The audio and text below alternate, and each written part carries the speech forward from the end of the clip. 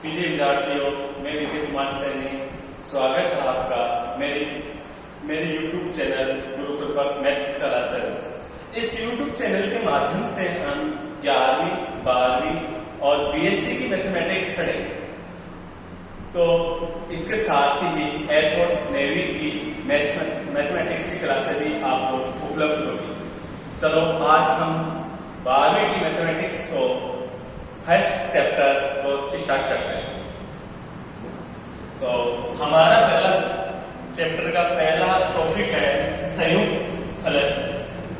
तो संयुक्त फलन के बारे में हम आज चर्चा कर रहे हैं। तो संयुक्त फलन होता क्या है, उसकी पहले डेफिनेशन देखना पड़ेगी। तो ये जो फलन है, फलन क्या है? तो फलन की डेफिनेशन क्या है? यदि A और B अधिक समुच्चय है, दोनों क्या है? अधिक समुच्चय। अधिक समुच्चय क्या होता है? जैसे कोई एक सेट होता है ए सेट में कुछ न कुछ एलिमेंट विद्यमान होते हैं, वो होता है अधिक समुच्चय। यानी खाली नहीं होना चाहिए, कुछ न कुछ एलिमेंट उसमें विद्यमान होना चाहिए। ए और बी यानी दो अधिक समुच्चय हैं तथा समुच्चय ए का प्रत्येक अवयव समुच्चय बी के एक अद्वितीय अवयव में संबंधित हो। जैसे कि हमारे पास एक सेट ए और दूसरा सेट हमारे पास क्या है? बी। ओके, तो इसमें देखो कुछ एलिमेंट है, जैसे हमारे पास 1 2 3 4 और इस बी में भी हमारे पास कुछ एलिमेंट है, जैसे A B C D. Okay, तो इसमें कुछ एलिमेंट हो, उसका इससे इसका इससे इसका इससे इसका इससे। ओके, तो ऐसे कनेक्टिव हो तो ऐसा समुच्चय क्या कहलाता है? फलन। लेकिन एक शर्त होनी चाहिए, लेकिन इसका जो अवयव है, जैसे हमारे पास बी, समुच्चय बी बोले, समुच्चय बी, इसमें क्या बोल रहा है? अद्वितीय अवयव विद्यमान। अद्वितीय का मतलब एक ही एलिमेंट विद्यमान हो। जैसे हम फॉर एग्जांपल की तरफ देखें, जैसे f(x) बराबर हम बोले कि 2x + 3। जिससे x की वैल्यू ढालें, x बराबर हम 1 ढाल रहे हैं, तो फलन 1 इसकी वैल्यू कितनी आएगी? 5। जैसे x की वैल्यू हम 2 डालें तो इसकी वैल्यू कितनी आएगी? आपके पास इसकी वैल्यू आ जाएगी 7। तो ये देखो, एक वैल्यू पर 1 आ रहा है, दो वैल्यू पर 7 आ रहा है। इस प्रकार से ये मान क्या होना चाहिए? अद्वितीय मान होना चाहिए। ठीक, तो इसके बाद में नेक्स्ट हमारे पास डेफिनेशन है प्रतिचित्रण। प्रतिचित्रण क्या होता है? जब फलन को चित्रों के माध्यम से प्रेजेंट करें तो क्या कहलाता है? प्रतिचित्रण। जैसे हमने अभी लिया था एग्जांपल, जैसे सेट लिया था हमने ए और दूसरा सेट हमने ले लिया क्या? बी। तो समुच्चय ए को बी से प्रेजेंट करें, ए बी सी डी। इसमें एलिमेंट है, समुच्चय ए में एलिमेंट है ए बी सी डी और समुच्चय बी में एलिमेंट है 1 2 3 4। तो देखो, इसको ये प्रतिचित्रण से प्रेजेंट करते हैं, यानी इनको चित्रों के माध्यम से हम दर्शाते हैं, तो वो कौन सा कहलाता है? प्रतिचित्रण। ओके, तीसरी डेफिनेशन क्या आती है हमारे पास? फलन के प्राण, सप्राण और परिसर। अब प्राण, सप्राण, परिसर क्या होते हैं? इनके एक बार डेफिनेशन देखो। यदि एक फलन है f, a कनेक्टिविटी b, यानी a का प्रतिचित्रण किस पर हो रहा है? b पर, द्वारा परिभाषित है, तब समुच्चय a फलन का प्राण और समुच्चय b फलन का क्या कहलाता है? सप्राण कहलाता है। जैसे हमारे पास इन पर देखो, जैसे समुच्चय a है, समुच्चय a के हमारे पास हो गए 1 2 3 4। ओके, और समुच्चय b तो हमारे पास हो गया a b c d। तो ये तो इसका क्या कहलाएगा? ये तो इसका कहलाएगा प्राण और ये इसका क्या कहलाता है? सप्राण। ओके, और परिसर क्या होता है? समुच्चय बी के उन अवयवों का समुच्चय, समुच्चय बी में उन अवयवों का, जैसे समुच्चय ये बी है, उन अवयवों का समुच्चय जो ए के अवयवों का क्या हो? प्रतिबिंब हो। यानी इन अवयवों का प्रतिबिंब क्या होना चाहिए? ए में विद्यमान होना चाहिए, तो वो उसका क्या कहलाता है? परिसर। ओके, नेक्स्ट हम चर्चा करते हैं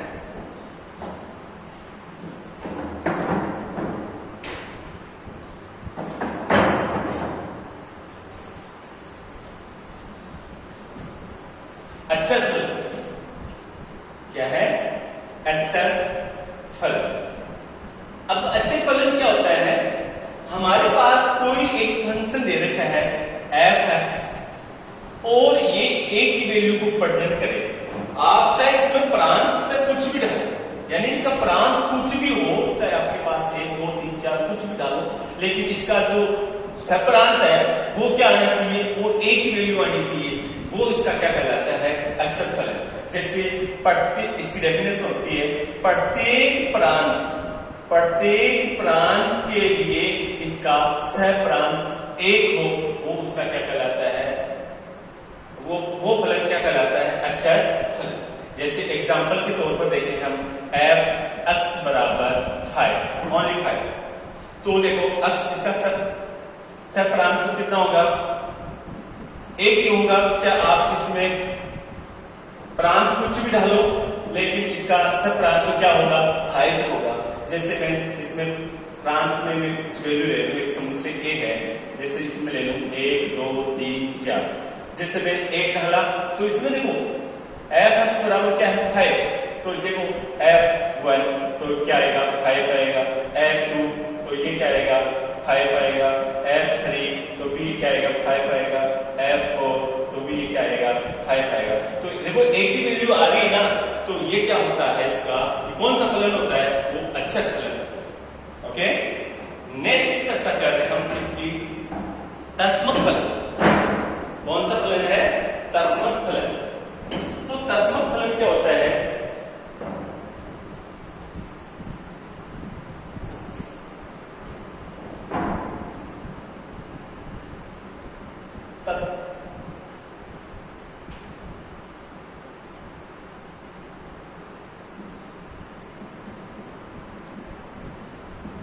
तस्मक फलन।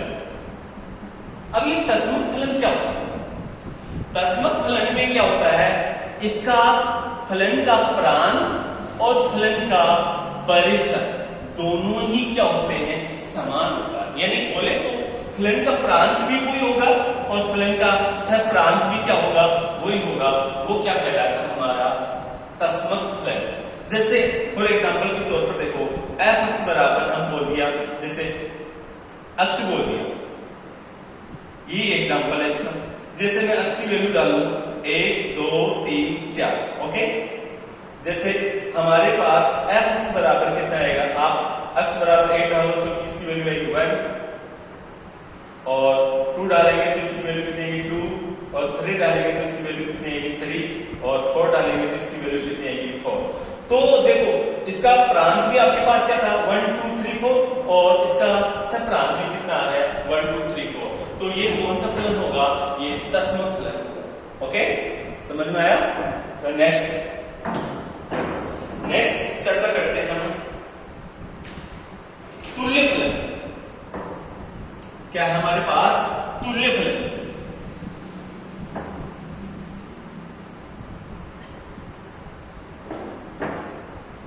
तुल्य फलन क्या होता है?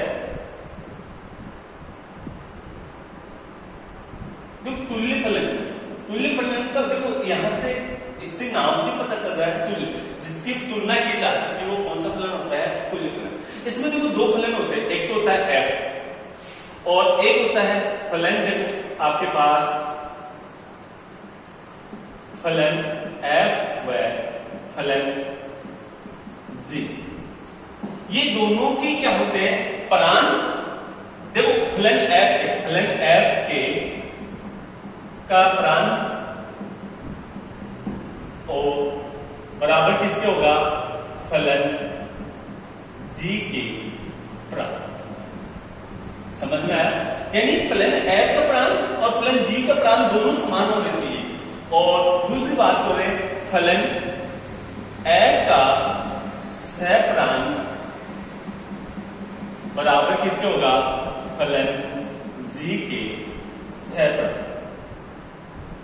तो देखो जिसका दोनों कोई 2 फलन ले लो, दोनों का प्रांत भी बराबर हो और जिसका सहप्रांत भी बराबर हो, तो वो कौन सा फलन कहलाता है? तुल्य फलन। ओके, अब इसके बाद हम फलन की कुछ डेफिनेशन, कुछ और प्रकार भी हैं, उनके बारे में हम चर्चा करते हैं। ये इंपोर्टेंट है। देखो फलन के प्रकार है, एक होता है एक, ये हर कंपटीशन एग्जाम में भी आता है और 12वीं की तरह से भी इंपोर्टेंट है। तो एकीकृत फलन क्या है? एकीकृत फलन जो एकीकृत फलन होता है, एक फलन लिया हमने f, फलन हमारे पास है x, ओके। अब फलन में इसका देखो इसमें एक सेट होता है। फलन किस प्रकार से परिभाषित होता है? फलन होता है a कनेक्ट टू क्या होता है b। जैसे आपके पास है ये a और दूसरा आपके पास क्या है b। इसमें आपके पास है a b c d और इसमें है 1 2 3 4। अब देखो समूचे A के प्रत्येक अवयव का अवयव समूचे B के प्रत्येक अवयव से हो, यानी इसका देखो इसका एक से, इसका इससे, इसका इससे और इसका इससे। यानी ऐसा नहीं हो कि आपके पास एक का इससे भी हो जाए इससे हो जाए, वो अलग डेफिनेशन हो जाती है। यानी प्रत्येक भिन्न भिन्न का क्या हो, इसके भिन्न भिन्न अवयव से इसका क्या हो, प्रतिचित्रण हो। तो ऐसा फलन कौन सा फलन कहलाता है? एक एक। ओके, अब इसका एग्जांपल भी देखें ना हम, तो ऐसा आता है f(x) बराबर, जैसे आप 5x ले लो, 6x ले लो और भी ले लो। तो जैसे हम यहां बोलते हैं कि x बराबर हमने 1 2 जैसे 1 2 3 4 तक ले लिया, तो हमारे पास ये एक सेट बन जाएगा। तो a, तो इसमें 1 2 3 4 और ये हमारे पास क्या है b। इस देखो 1 डालेंगे तो इसकी वैल्यू आएगी 5, 2 डालेंगे तो इसकी 10 और 3 डालेंगे तो इसकी 15 और 4 डालेंगे तो इसकी वैल्यू कितनी आएगी 20। देखो आपने 1 डाला तो इसकी वैल्यू कितनी आई 5, 2 डाला तो कितना है 10, 3 डाला तो कितना है 15 और 4 डाला तो इसकी कितनी है 20। तो देखो प्रत्येक वैल्यू के लिए क्या आ रहा है, प्रत्येक मान आ रहा है या नहीं आ रहा है। तो ऐसा फलन कौन सा फलन कहलाता है? एक एक। अब इसके कुछ एग्जांपल और भी है, जैसे हम बोले f(x) बराबर क्या बोलते हैं इसका e⁻x। ये भी कौन सा फलन होता है? एक ही फलन होता है। जैसे और भी इसका त्रिकोणमिति में इसका है, जैसे f(x) बराबर हम बोले sin x। अब देखो sin x के लिए इसकी लिमिट होनी चाहिए। sin x की लिमिट कैसे होनी चाहिए? जैसे इसको मैं x को s से प्रेजेंट करना पड़ेगा तभी एक एक होगा। यानी कि आप इसको लो पाई बाई -π/2 से लेके +π/2। अगर ये फलन x की वैल्यू -π/2 से लेकर +π/2 के बीच में है तो f(x) आपका कौन सा होगा? एक ही फलन होगा।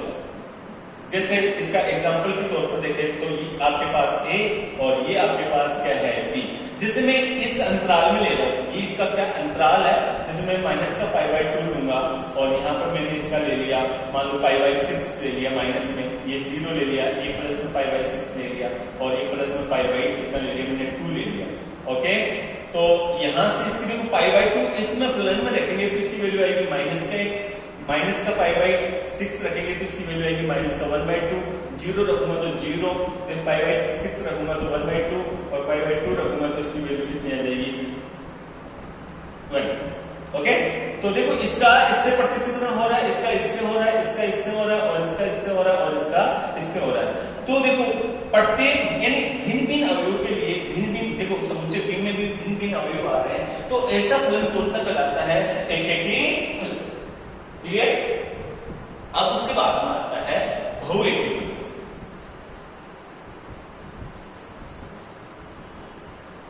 उसके बाद में आता है बहुएकी फलन।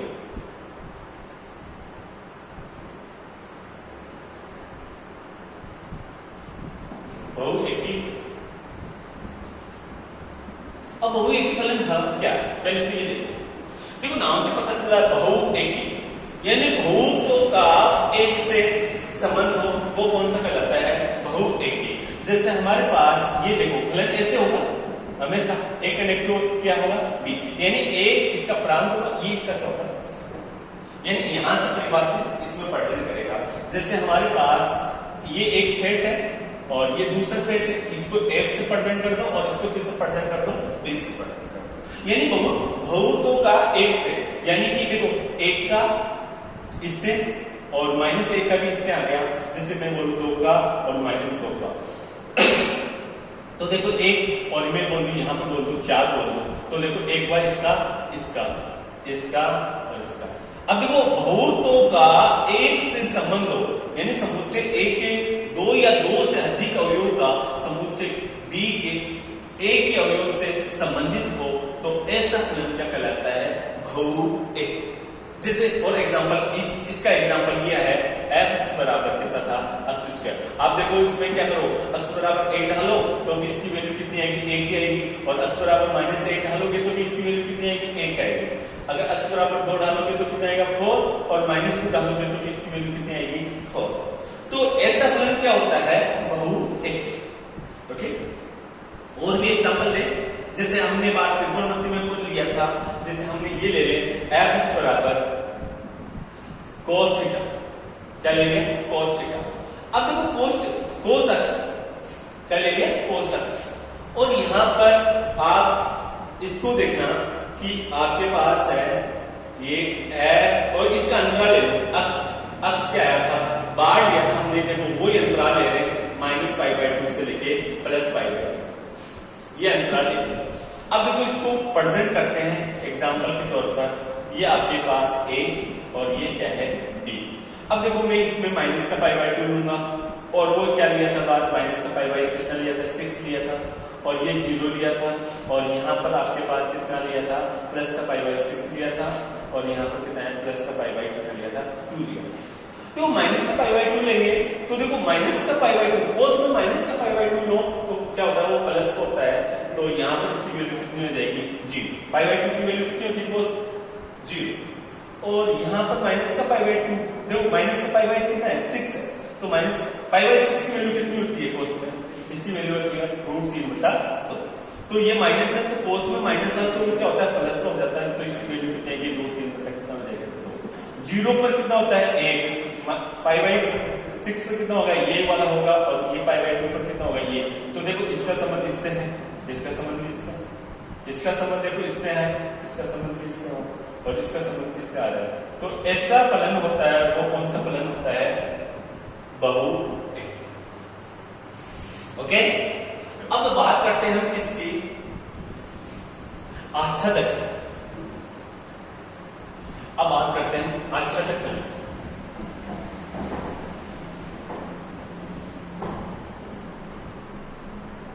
आच्छादक फलन। देखो आच्छादक फलन क्या होता है? फलन तो ऐसे होता है f a कनेक्टिव b। आच्छादक फलन कहलाता है कब? जब क्या हो? देखो समुच्चय a और ये क्या है? समुच्चय b।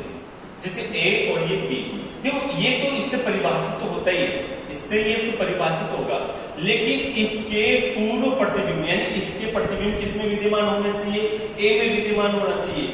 ऐसा भी अवयव नहीं हो कि a कम, देखो ये है आपके पास a और ये आपके पास b, देखो a b c d और क्या ले लिया? e, ये ले लिया 1 2 3 4 5 ऐसे, यानी इसके अवयव का प्रतिबिंब इसमें हो और पूर्व प्रतिबिंब भी क्या होना चाहिए? a में विद्यमान होना चाहिए। ऐसा फलन कौन सा कहलाता है? आच्छादक फलन। ठीक, और एक होता है अंतरछेदी। अब अंतरछेदी क्या होता है? अंतरछेदी फलन में इसमें कम से कम एक अवयव ऐसा विद्यमान होना चाहिए, b में कम से कम एक अवयव ऐसा विद्यमान होना चाहिए जो जिसमें a में विद्यमान नहीं हो, कम से कम एक, तो वो फलन क्या कहलाता है? अच्छा, अंतरछेदी फलन कहलाता है। और इसमें सारे के सारे अवयव का पूर्व प्रतिबिंब किसमें विद्यमान होना चाहिए? a में विद्यमान होना चाहिए, तो वो कौन सा फलन कहलाता है? आच्छादक फलन। तो 12वीं की जो एग्जाम में क्वेश्चन आता है वो आता है एकेकी और आच्छादक से, एकेकी आच्छादक से क्वेश्चन आता है।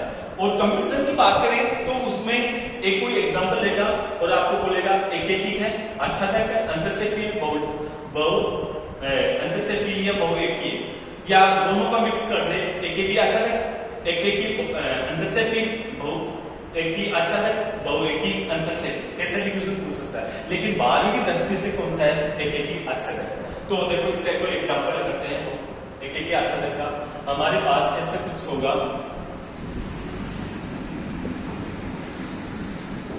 आपके पास होगा, इसका बताना एक ही आच्छादक है क्या?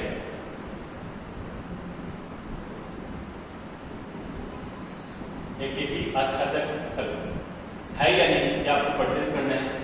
तो देखो ऐसे कुछ एग्जांपल है, एफ एक्स ऐसे दे रखा है, are connect to of are, यानी रियल से प्रांत भी क्या है इसका? रियल, और इसका सप्रांत भी क्या है? रियल। और फलन दे रखा है, फलन है एफ बराबर एफ एक्स, यहाँ पर दे रखा है एफ, और ये एफ एक्स बराबर है एक्स क्यूब प्लस का 3। ये आपका एग्जांपल। तो इसको करते किस प्रकार से वो देखना, 12वीं के तरीके से करना है इसको। तो इसमें है आपके पास एक कोई, देखो मैंने अभी बोला था एक में क्या करते हैं? एक में ये करेंगे, जैसे मान लो आपके पास एफ एक्स, मेरे ये दे रखा है एफ, क्या दे रखा है? आर कनेक्ट टू और ये है आपके पास एफ एक्स बराबर क्या है? एक्स क्यूब प्लस का 3। ओके, तो मैं यहां पर बोलूं, देखो कोई एक के लिए दो फलन क्या होना चाहिए? समान होना चाहिए, यानी इसका प्रत्येक अवयव जिसे हमने लिया था 1 2 3 4 और ये था ए बी सी डी, हमने बोला था इसका प्रत्येक का प्रत्येक से, यानी ये और ये क्या होना चाहिए? समान होना चाहिए। तो मैं इस प्रकार से ले रहा हूं, आपके पास कोई फलन ले लिया f, तो मेरे पास क्या आएगा? f1 का क्यूब प्लस का 3, और दूसरा फलन ले रहा हूं f x2 बराबर ले लिया x2 का क्यूब प्लस का 3। दो फलनों को मैं बराबर कर रहा हूं, दो फलनों को बराबर कर रहा हूं, यानी f1 बराबर x2। जैसे मैंने क्या बोल दिया, यानी कि ये किसको प्रेजेंट कर रहा है? ये सप्रांत को प्रेजेंट करेगा, और ये भी इसके सप्रांत, दोनों का सप्रांत समान है ना, तो समान लंबा, तो देखो इसके अकॉर्डिंग इसको लिखूंगा x1 का क्यूब प्लस का 3, और ये है x2 का क्यूब प्लस का 3। आपको पता है यहां से 3 से 3 कैंसिल, आपके पास आएगा x1 का क्यूब बराबर x2 का क्यूब। अब दोनों में देखो क्यूब है, तो आप इसको लिखोगे x1 बराबर क्या लिखोगे? x2। अब आप देखो, आपने ये क्या डाला था? प्रांत है, ये पहले फलन का और ये दूसरे फलन का प्रांत, दोनों का प्रांत को समान आ गया। अतः f x एक